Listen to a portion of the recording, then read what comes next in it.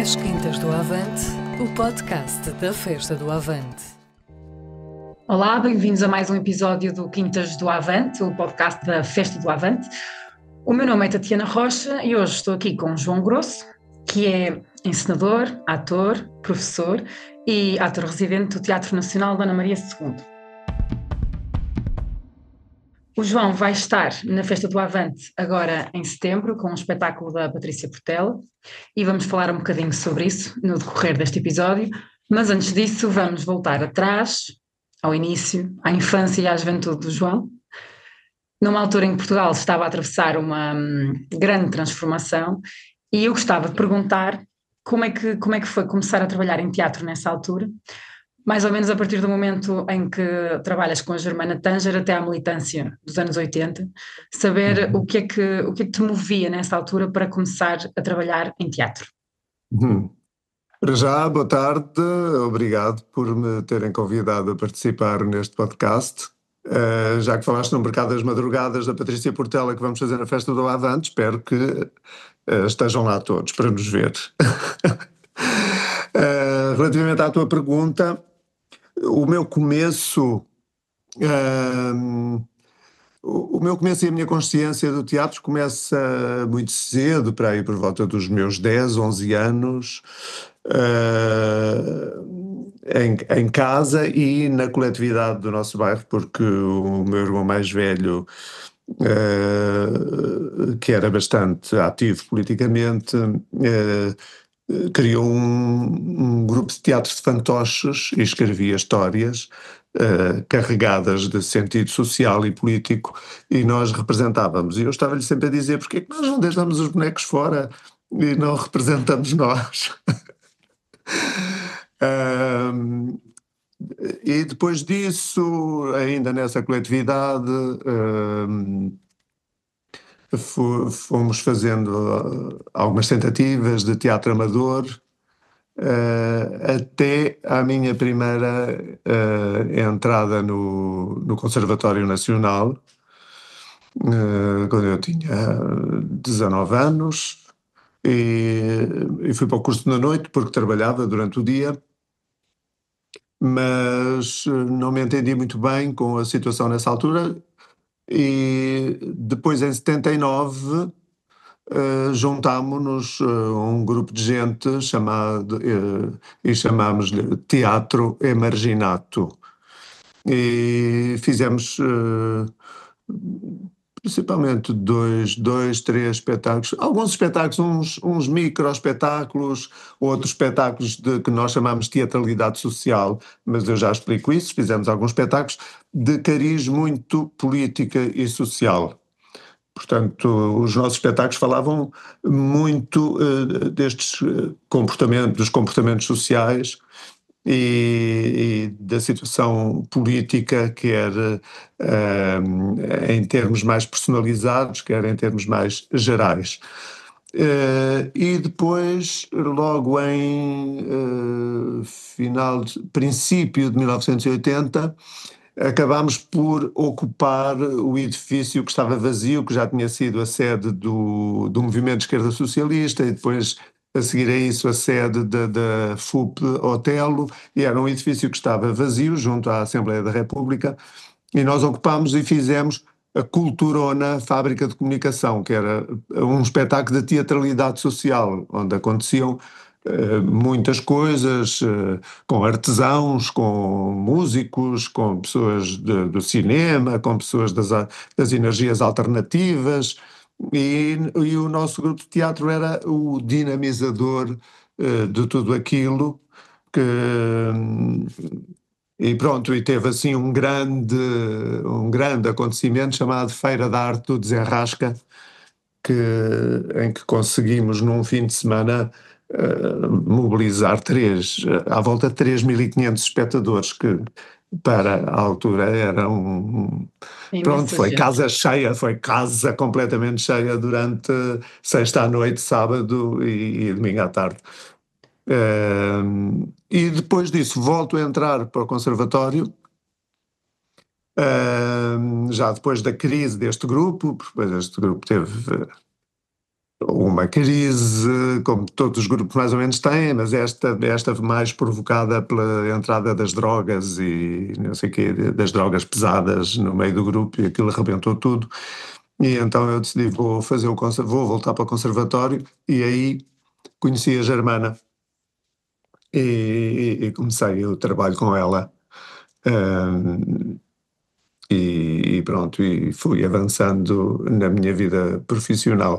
Mas isto para dizer que o cunho da minha posição no teatro tem como gênese a consciência política essa posição de que o teatro efetivo deve ser um teatro político, e não simplesmente um teatro de entretenimento. Isso era, na verdade, uma das outras perguntas que eu tinha para ti, porque é muito claro em toda a tua carreira uma grande tendência para textos críticos, confrontativos, que têm sempre um posicionamento não muito claro, mas nitidamente é sempre uma provocação. Quando eu digo Sim. não muito claro, é no sentido de não haver um posicionamento partidário, mas claramente político. E uma das perguntas que eu tinha para ti era precisamente sobre isso, sobre se há algum momento em que o teatro deveria tomar um partido político ou se deve sempre manter num plano estético mais neutro. Ou seja, se é mais de um ponto de vista de comentador ou incitador, ou se te parece que em algum momento se deveria posicionar mais?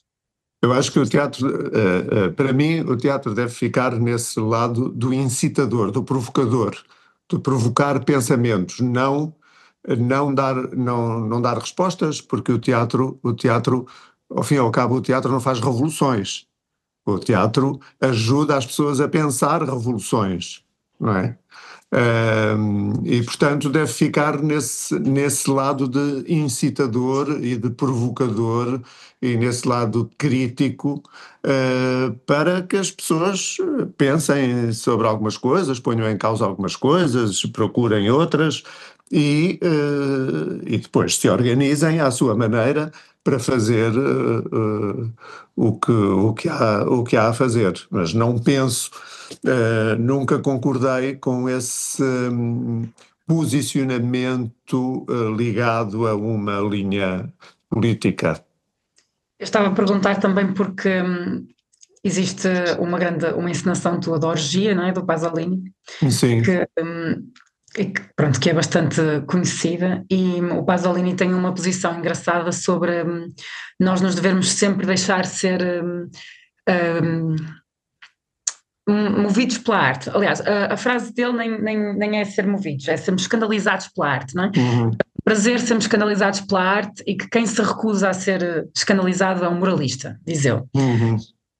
E eu questionava-me em relação a isso, não é? Porque o Pasolini parece, pelo menos aparentemente, ser um autor de que gostas bastante, e ele Uhum. tem um posicionamento assim às vezes mais violento, ou seja, não dá para ignorar aquilo que ele nos está a propor.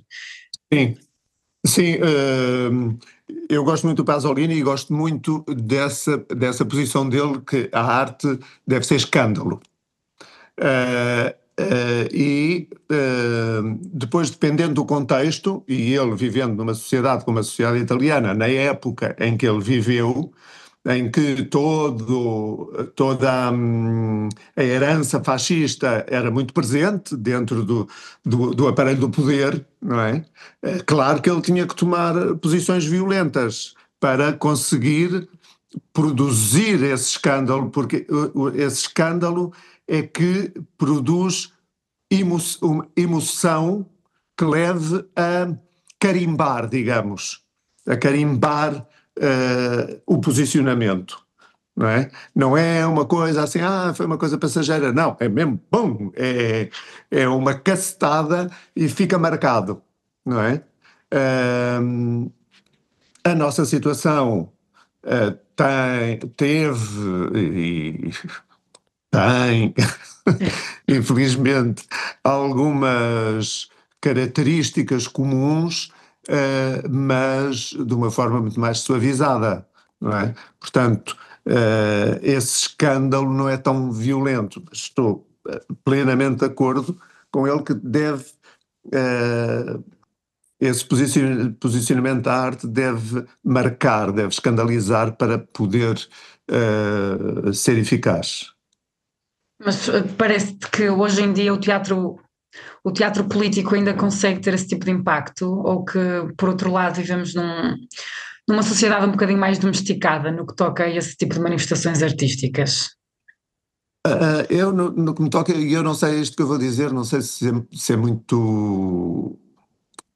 Se é muito. Falta-me o termo, claro ou justo, mas parece-me que nós estamos a atravessar um tempo um bocadinho perdido, não é? Porque nós estamos no meio desta revolução digital, não é? Que nós ainda nem a compreendemos bem porque estamos no meio dela, não é? Todo este mundo está a mudar com todo esta situação da acumulação e do trabalho sobre a data, sobre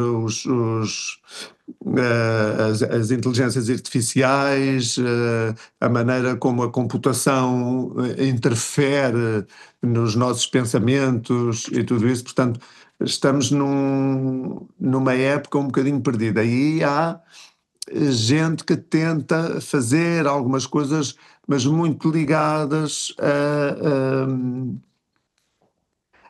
a situações que são políticas, são sociais, mas que esquecem muitas vezes uma situação mais vasta do nosso tecido social e político. E quero isto dizer situações mais relativamente ao mundo do trabalho, das condições de vida,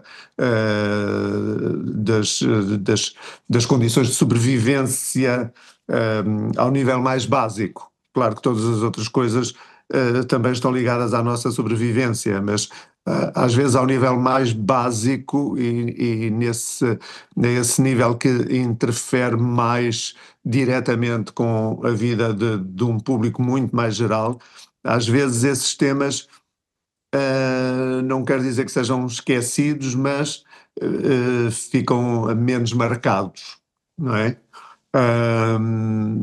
Portanto, esse teatro de pendor mais político continua a acontecer para grupos muito pequenos, grupos de espectadores muito pequenos, de círculos, entre aspas, fechados, Mais não para, minoritários, pelo sim, menos. minoritários, não para um público abrangente. Não é? O Mercado das Madrugadas, da Patrícia Portela, com quem até já falámos no outro episódio deste podcast, ele propõe de alguma maneira um momento de reflexão coletiva para o que vem amanhã ou depois, não é? Exatamente. De alguma maneira o espetáculo também tem um pendor político muito grande, até porque ele surge a seguir às celebrações dos 50 anos pós 25 de Abril. Será que quero falar um bocadinho sobre isso, sobre... Sim, a Patrícia teve uma ideia muito boa, excelente, segundo o meu ponto de vista, que é para celebrar a Revolução do 25 de Abril. Ela não quis fazer uma coisa em direção ao passado. Usou a Revolução do 25 de Abril para falar das possíveis revoluções que são necessárias fazer, não é? E portanto, desse caminhar para o futuro, usando essa experiência de alguns de nós, dos mais velhos, que a vivemos, não é?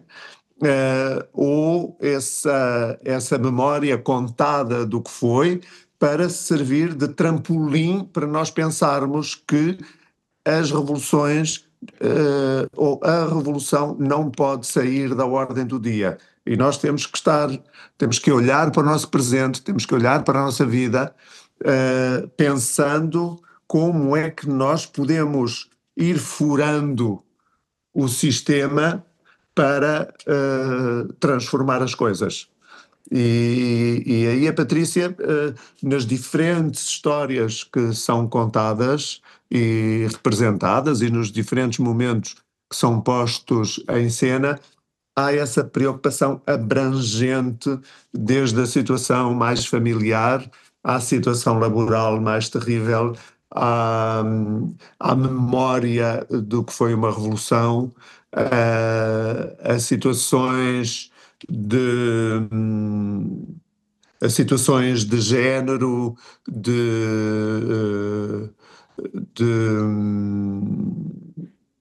vou dizer, bom, agora, para não estar a falar do espetáculo todo. Para deixar vontade ainda de ir ver e Sim, sim, descobrir. sim, sim. Mas toda essa coisa, até a pormenores como pôr em cena o comer e o beber, que são coisas vitais na E nossa vida. E que de são coisas alguma absolutamente. maneira também são revolucionárias, não é? Não podemos todos ter esse luxo de Sim, comer e beber nos dias em que sim, correm, sim, pelo sim. menos. E que são coisas, e também são coisas sempre agregadoras. E, e à volta da comida nós podemos também pensar na nossa situação, no nosso amanhã e, e nas possibilidades de ter ou não ter essas coisas à mesa, não é? Claro. Eu tenho um amigo que diz que aquilo que nós vemos nas passadeiras dos supermercados diz muito sobre as famílias que estão por ali a passar. Tem muito a Exato. ver com isso, não é? Qual é que é a comida nobre, qual é que é a comida comum nas mesas Uhum, das famílias nos momentos em que se reúnem. Eu é estou muito verdade. curiosa para ir ver o que é que vai sair. Não tive a oportunidade porque, pronto, Lisboa não é o Porto e nem sempre a cultura está totalmente descentralizada. E É isso tudo verdade. tem a ver aqui com a minha próxima pergunta, que tem a ver com o facto de tu seres um ator residente no Teatro Nacional, que é, em Portugal, uma coisa rara, para quem dos nossos ouvintes Uhum, sabe, e que luta um bocado com esta situação precária dos trabalhadores da cultura. E uhum. então a minha pergunta tem a ver com o papel institucional dos teatros nacionais e se te parece que estamos a caminhar para um lugar de democratização do acesso à cultura e de melhoria das condições laborais dos trabalhadores do setor, com esta criação do estatuto, com o ponto em que estamos e com a diferença que estamos a sentir nos teatros nacionais e nas outras instituições culturais portuguesas. Sim. Como disseste, eu sou ator residente do Teatro Nacional e eu não dizia que é coisa rara, diria que é coisa raríssima, É porque mesmo. o elenco do Teatro Nacional neste momento são 2 atores. Sou O que eu e por o si José só Neves. já é um Já espelho é. de uma situação. Sim, portanto, a esse nível, as condições não são as melhores. Agora, em termos gerais, no geral, as condições são muito difíceis, não é? As condições de atores de teatro são muito difíceis, do que eu vou apercebendo e das conversas que tenho com os meus colegas, não é? É uma situação de instabilidade profunda. Portanto, a nível de condições, o que nós temos visto com o avançar das décadas é que elas vão decrescendo vertiginosamente, não é? E mesmo falando do Teatro Nacional, não só dos atores que agora já somos só 2, mas de todos os trabalhadores do Teatro Nacional, as condições não têm melhorado nas últimas décadas, para além daqueles pequenos acertos de aumentos que são equiparados à função pública, que são coisas ao nível das dezenas de euros, não é? Mas as condições de progressão de carreira, de, de estatuto, de todo esse material ligado aos trabalhadores de uma instituição está muito por resolver. E em termos gerais, então, não há defesa, não há defesa para os atores, não é? Pelo menos é aquilo que eu sinto dos confrontos que vou tendo com os meus colegas. Claro, e relativamente já agora a uma pergunta relacionada com a circulação em particular deste projeto que estávamos a falar e que vai estar na Festa do Avante, o Mercado das Madrugadas, que é uma coprodução com o Teatro Nacional.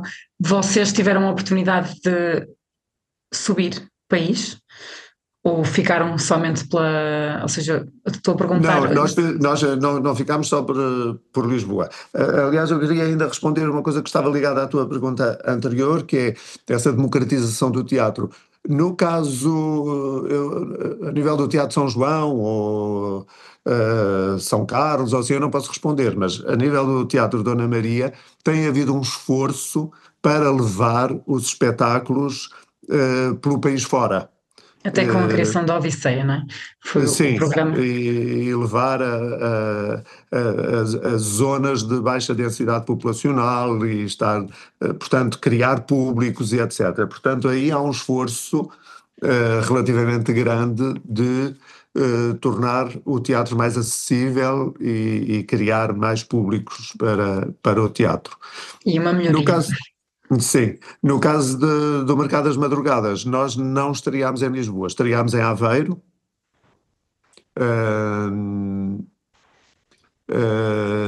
Na praça onde foram decapitados os republicanos, na praça, agora esqueço-me do nome, qualquer coisa de Freitas, agora não me lembro. Depois viemos fazer a Lisboa, voltámos a fazer em Aveiro, fomos a uma pequena aldeia da Serra da Estrela que tem um micro festival de teatro, mas que espantosamente nos convidou para ir lá fazer o espetáculo. E fomos a Braga no dia 25 de abril deste ano. Portanto, o espetáculo ainda não circulou muito, mas, digamos, o espetáculo é uma coprodução com o Teatro Nacional, mas relativamente às circulações, nós não temos esse apoio do Teatro Nacional. Houve o apoio do Teatro Nacional para levantar e criar o espetáculo. Mas depois é o espetáculo e a estrutura da Patrícia Portela que tem que sustentar e aguentar todas as necessidades de circulação, não é? Claro está, em colaboração com câmaras, com associações, etc, etc, etc. Então, a Praça de Aveiro, só para os nossos ouvintes, é a Praça do Dr. Joaquim de Melo Freitas. Exatamente, Joaquim de Melo Freitas, onde foram decapitados os Mártires da Liberdade. Os Mártires da Liberdade, exatamente. O que também é simbólico termos feito lá o espetáculo para celebrar o 25 de Abril, porque estreámos lá em 24 de Abril de 24. Foi uma data 2024. apropriada. Exato. Estamos aqui a aproximar do fim do nosso episódio e agora vou fechar para aquelas perguntas que nós fazemos quase sempre e que é mais relacionado com a própria Festa do Avante, porque o Quintas do Avante é o podcast da festa e para nós é sempre engraçado perguntar qual é a relação que o convidado tem com a Festa do Avante. Ou seja, se já foste, se foste muitas vezes, se nunca foste, se irás agora, o que é que para ti representa, se te recorda de alguma coisa, se é simbólico de algo. Primeiro, acho que a Festa do Avante é um símbolo de resistência, não é? Aliás, muito ligada à história do Partido Comunista, toda essa resistência que vem do primeiro cartel do século XX, não é? A minha relação com a festa, quando eu era mais novinho e que tinha mais tempo, fui variadíssimas vezes. Fui ao Jamor e Alta Ajuda. Depois, quando o trabalho começou a estar mais na ordem do dia e comecei a ter, felizmente, mais trabalho, sempre que há a festa do Avante eu estou a trabalhar, portanto, não, para mim não há, ou há trabalho ou há festa, não é? Portanto, devo dizer que, infelizmente, ao Seixal vai ser a primeira vez que eu irei. Também em trabalho, se bem que Também em trabalho. a festa é sempre uma espécie de trabalho constante, um caminho que se vai construindo. João, obrigada por ter estado aqui a conversar comigo. Obrigado também. Foi um prazer ficar a saber mais sobre o teu percurso, mas também ouvir um bocadinho mais sobre o mercado das madrugadas, que vamos poder ver em setembro. Não sei se tens alguma coisa que queiras acrescentar, alguma coisa que eu não tenha perguntado e que queiras partilhar? Não sei, eu espero que estas coisas dos teatros e desta, mas principalmente desta luta política sobre melhores condições de vida, ganhe mais força e mais incentivo, vamos ver. Tenho sempre esperança no futuro. Se estamos a conseguir fazer com que o teatro chegue a mais sítios, qualquer dia fazemos também com que o resto que precisa de um empurrãozinho seja também ajudado. É verdade. Pronto, João, obrigada. Obrigado. Chegamos então ao fim de mais um episódio do Quintas do Avante, o podcast da Festa do Avante.